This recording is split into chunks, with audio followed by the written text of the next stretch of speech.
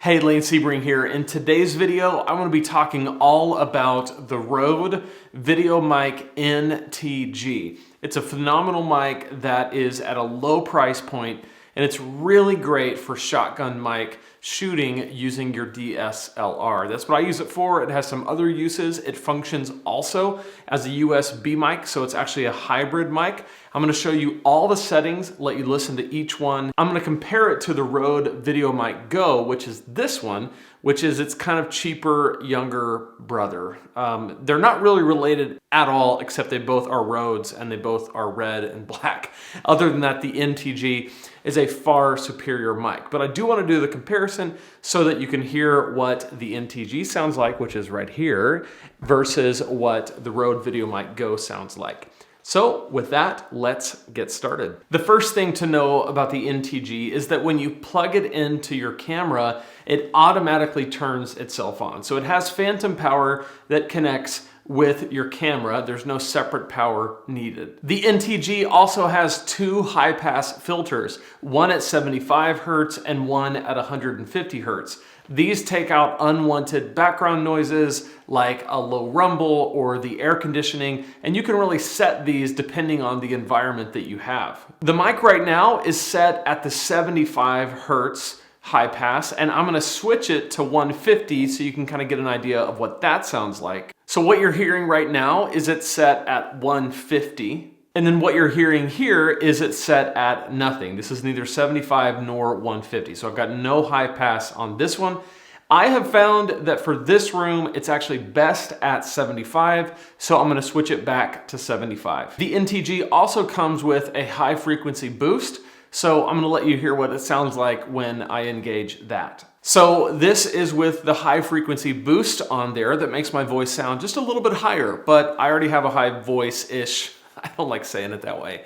My voice isn't necessarily low, so having a high frequency boost, I don't really need that for the clarity that it would bring. But this is really good if you mumble through your words and you want your mic to really be a much crisper experience for your listeners. Finally, the mic also comes with some peak limiters. This is really good to ensure that you don't have clipping in your audio. That's when the audio is so loud that you can't really do much with it in post. So there are basically two settings that help you here, and then a warning light. The first thing reduces all the audio by 20 dB. I have this on all the time, and the reason why is because I have a tendency to talk pretty loud and project my voice, and by reducing it by 20 dB, it just allows me to avoid that kind of clipping that can happen when you raise your voice too loud all of a sudden.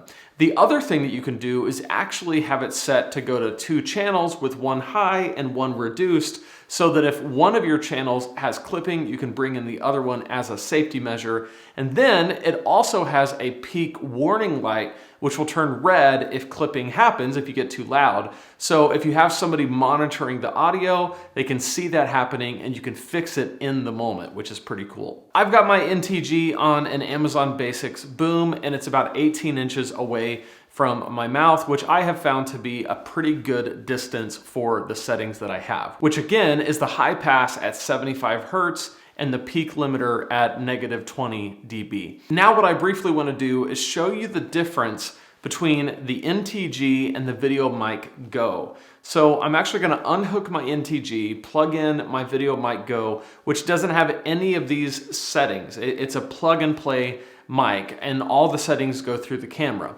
But I'm going to leave my camera settings the exact same as they are right now, plug in the VideoMicGo, and let you hear the difference so that you can see for yourself. Because it does produce some good sound, it's just the NTG is so much better.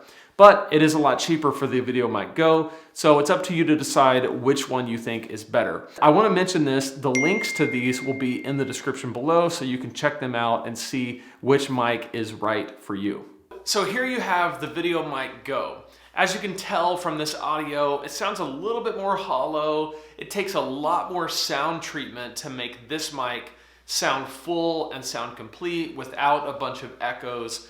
I just find that it's a low price point, but for the trouble, it's not worth it to me to have the VideoMicGo. I would much rather have the NTG, have the settings that I need, and a little bit more high quality mic. So there you have it. That's a quick comparison of the NTG and the VideoMicGo. I'd love to hear what you think in the comments. What settings did you like the best? And what questions do you have about either one of these mics? Again, links in the description below. You can check it out there. So be sure to subscribe, like this video if it gave you value today, and I can't wait to see you in the next video.